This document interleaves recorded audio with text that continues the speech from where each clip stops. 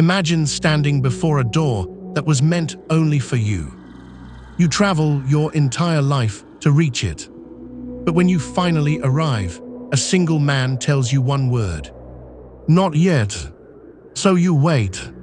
Days become years. Years become decades. And before your final breath, you discover a truth so devastating that it changes everything. This is Franz Kafka's Before the Law. After traveling farther than anyone knows, a man from the countryside finally reaches a place spoken of only in whispers. Before him stands a towering door, unlike anything he has ever seen. It doesn't look like the entrance to a palace, or a prison, or a church. It feels older than all of them. Somehow, he knows this is where he was always meant to arrive. Standing before the entrance is a guard. He doesn't threaten the traveler, he doesn't shout, he doesn't draw a weapon. Instead, he calmly says that the man cannot enter. Not now. The traveler politely asks if he may enter later. The guard thinks for a moment, then answers, "Perhaps." Not yes, not no, just enough hope to keep the man waiting. So the man waits. He believes tomorrow will be different. Surely the guard will allow him inside. One more day seems like a small price to pay. After all, he has already come this far. Sometimes the man leans forward, trying to see beyond the doorway. What could possibly be worth waiting for? The guard notices. He almost smiles, then quietly says, "If you're so curious, try looking." As the days turn into months, the traveler begins to wonder if there is another way. Perhaps the guard simply expects a gift. One by one, he offers everything of value he still carries. Coins, a treasured watch, even keepsakes from the life he left behind.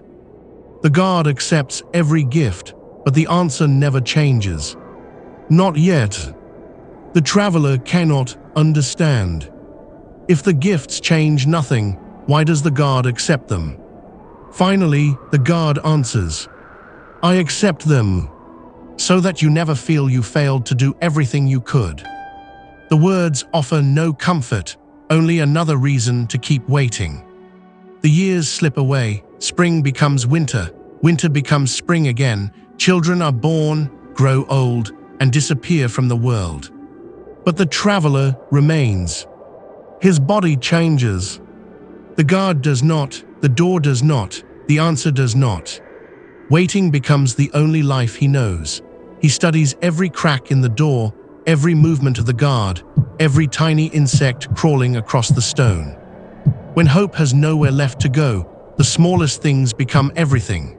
At the edge of death, the traveler gathers what little strength remains. For decades, he has watched no one else arrive, no one else has asked to enter. With his final breath, he asks the question that has haunted him his entire life. Why has no one else come?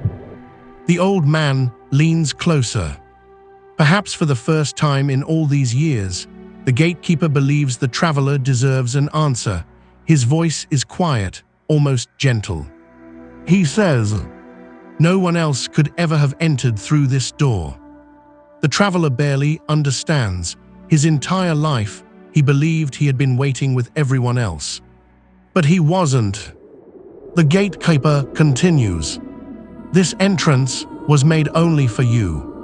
Not for kings, not for saints, not for strangers.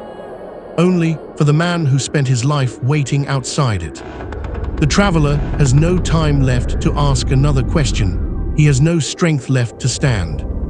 For a lifetime, the door remained open. Waiting, silent, patient, and now, for the very first time, it begins to close. Kafka never tells us what lies beyond the door. That isn't the point. The story asks something far more unsettling. How many opportunities in our own lives remain untouched, not because they were impossible, but because we spent years waiting for permission, waiting for certainty, waiting for someone else to tell us, now. Perhaps the greatest prison isn't the locked door, It's believing we were never allowed to open it. Some stories don't end when the final sentence is spoken. They continue quietly in the mind. Kafka's Before the Law has been interpreted for more than a century, yet no single explanation has ever captured it completely.